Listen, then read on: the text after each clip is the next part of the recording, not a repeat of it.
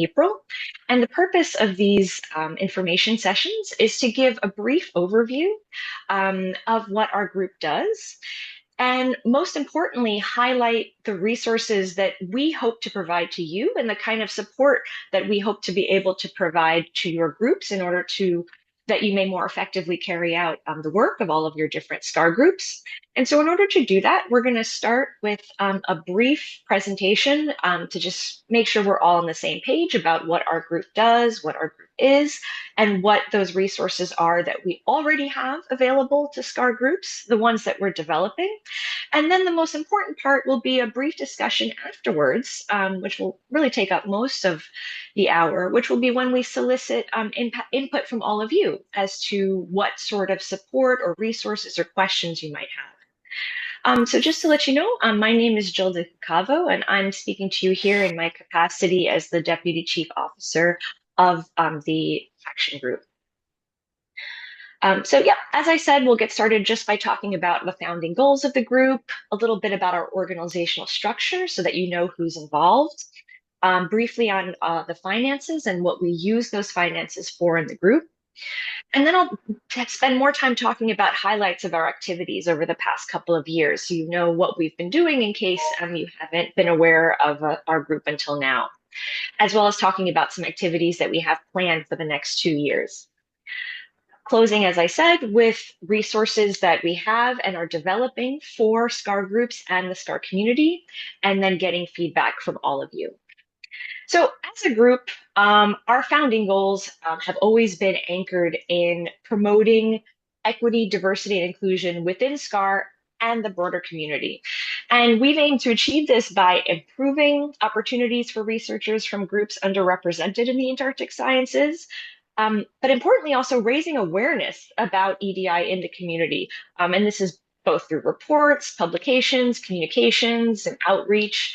And finally, there are lots of efforts like this in the polar community and the wider scientific community. So we also aim to work with these other groups in order to share best practices and improve the impact of our work.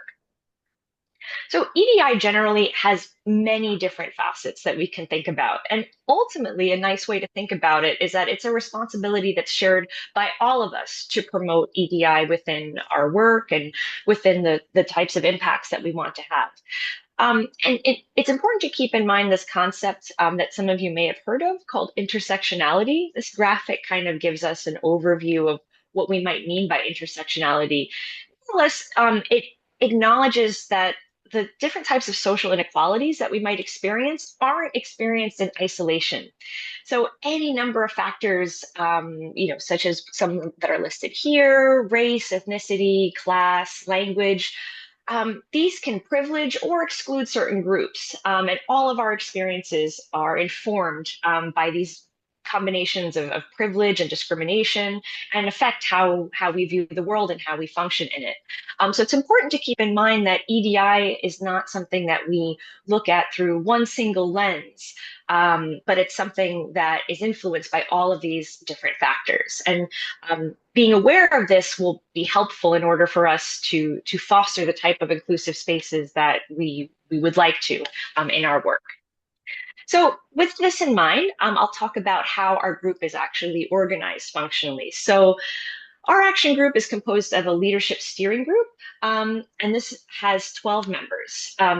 There's a core leadership group that manages the leadership steering group, and this is composed of our chief officer, Adriana, who is not here today because it'll be very early in the morning for her, the deputy chief officer, which is myself, our coordinator, Inga Beck, who is on the call now, as well as our recently recruited secretary, Senna, who is also on the call. And our leadership steering group has currently 8 members, though that number is not necessarily fixed.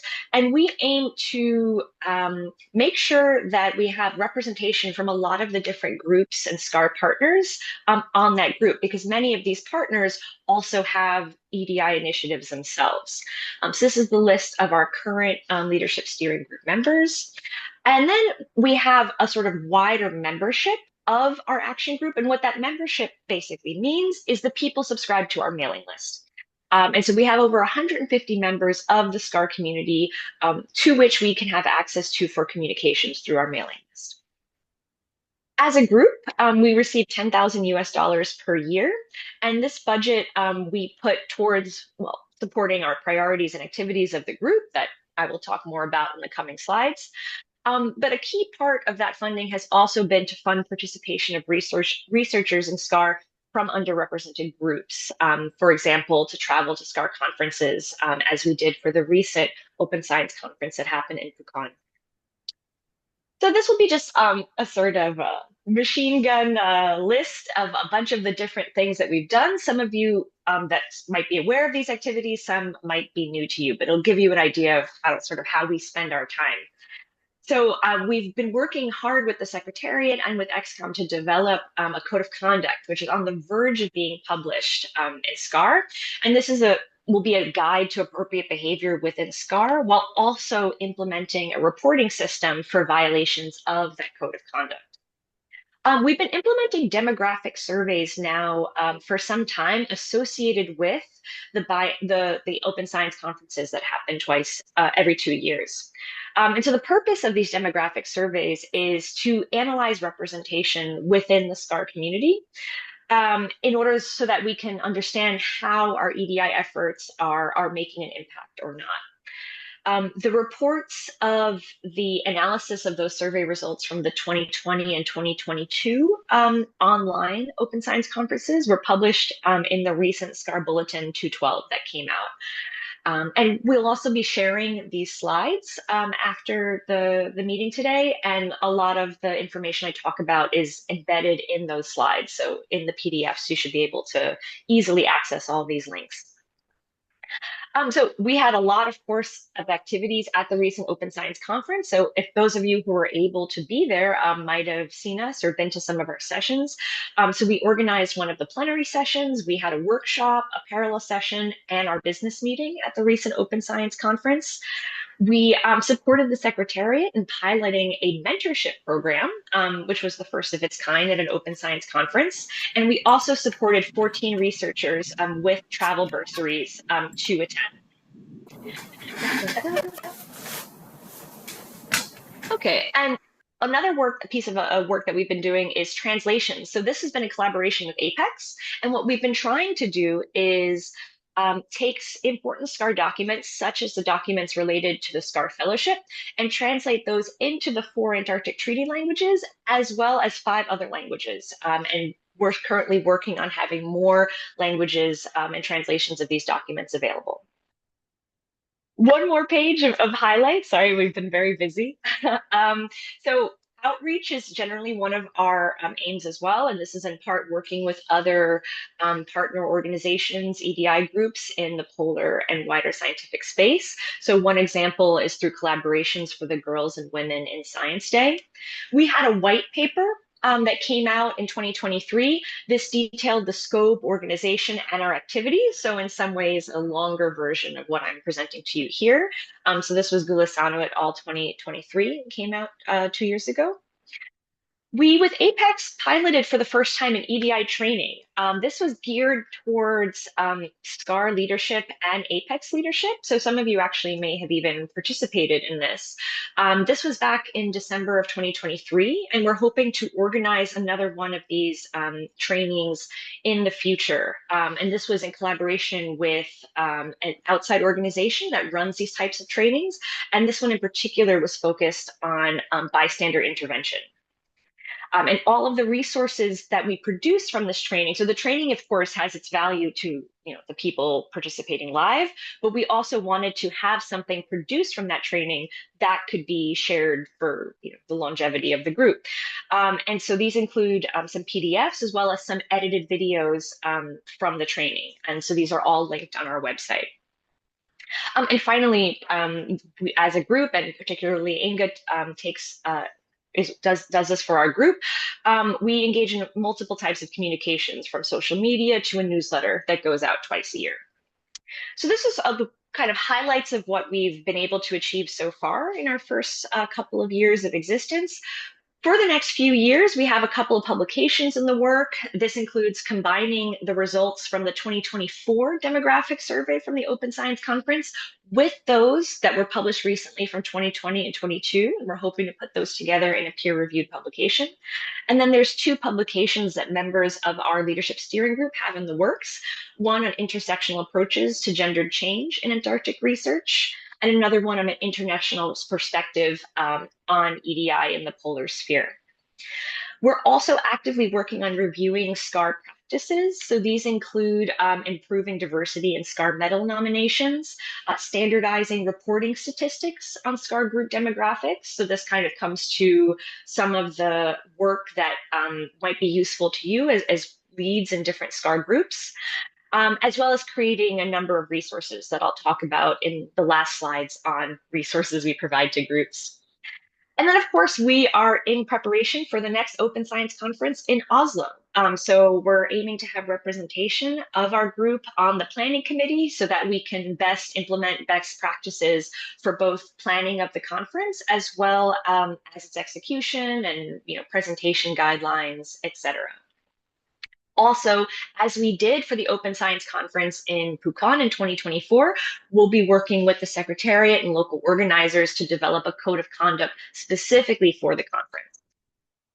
So, what are some of these famous resources that I've been talking about? Well, our website in and of itself has a lot of these resources. It might be a little counterintuitive where to find it. So I put the link explicitly here, and we're sort of under Science XCOM, and then you can find our page on the SCAR website.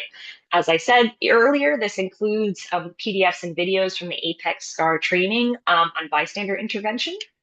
All of the reports and publications I've made reference to are on that website. And then we have a lot that's still in development, and that we could also would love to have input from you on what we might want to put resources towards, put our time and effort resources towards. So for example, these include creating new templates for SCAR groups that want to get started. Right now, there are existing templates for these, and our hope would be to have a critical look at these through an EDI lens and see if we wouldn't already include, for example, one section on how groups intend to consider EDI when they develop, in a similar way that in this same group template, the groups are asked to consider capacity building. Best practices for how to collect demographic data, both from your internal group members and as information that you would keep internal to the group, as well as the information that you would make public through the SCAR website or other websites for your group. So coming up with best practices for that. And of course, many different groups sometimes organize their own conferences and workshops and provide funding opportunities. So this is something that our group would also like to support you in doing. And these include also best practices for running funding and recruitment calls, best practices for application review, funding allocation, et cetera. So the main real take-home message of this whole presentation is that we're here to help.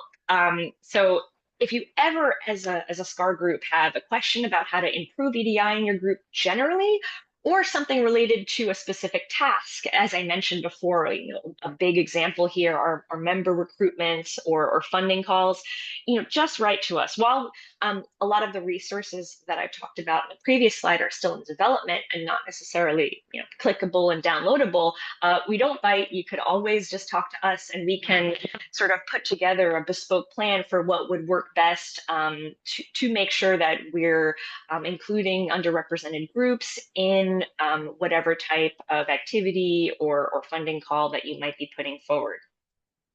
And so now, as we close, really the question I would want to pose to all of you is how we can best support your work. So as I said, this information series is sort of a first step to answer this question by telling you what we do and sharing some of our resources. but I'm sure that we haven't thought of everything. There might be really valuable feedback from you that we would like to be able to implement. And for example, going forward into the leadership meeting in Cambridge, feedback from these webinars would be very helpful in sort of developing planned resources that we'll announce to the wider community at that meeting. So again, if you ever have anything outside of this meeting that you want to discuss about or follow up on, you can contact us at edi@scar.org, a reminder about our website. And from there, I might stop sharing my screen.